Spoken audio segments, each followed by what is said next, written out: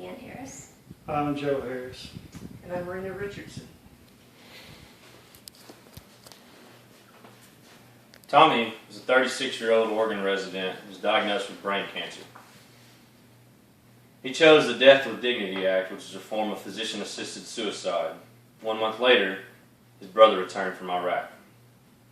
Today I'd like to inform you why physician-assisted suicide is morally and ethically wrong. The sources I've used today have come from articles from CNN, the New York Times, the University of Chicago School of Medicine, and an HBO documentary known as How to Die in Oregon. Physician-assisted suicide is an unethical form of euthanasia that allows those with a chronic or terminal illness to choose when they die. First, let me explain to you what physician-assisted suicide is.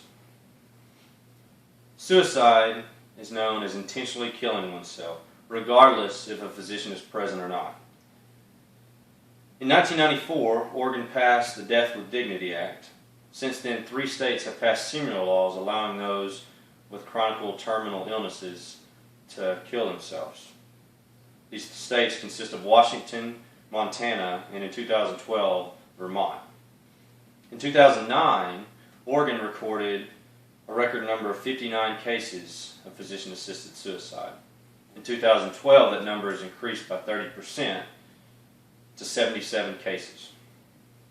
Also, all physicians take a Hippocratic oath when finishing medical school, which states, "I will neither give a deadly drug to anybody if asked for it, nor will I make a suggestion to this effect." Now that you know this info, and that this type of euthanasia is not decent, I offer you a solution. Instead of allowing patients to buy prescription pills allowing them to kill themselves, they should be given more rights on what type of pain medications they're allowed to take, and Medicare should pay for all of this. Medicare should also pay for any medical bills, including all palliative and end-of-life care. Lastly, there should be a federal law passed that bans physician-assisted suicide in any state. Now that you know how to change this process, let me explain to you the negative outcomes if it is not changed. This could lead to every state passing a law similar to this, legalizing physician-assisted suicide, meaning anyone with a chronic or terminal illness to kill themselves when they choose. If this takes place, this could lead to anyone with a physical or mental disability to legally commit suicide. This also loses meaning to organizations like Relay for Life and Livestrong, respectively. If the meaning of hope in life will fade and diminish due to the end-of-life choice instead of fighting for your life. So what can you do? First, you can call these Medicare companies, including AARP, Humana, and especially the government Medicare.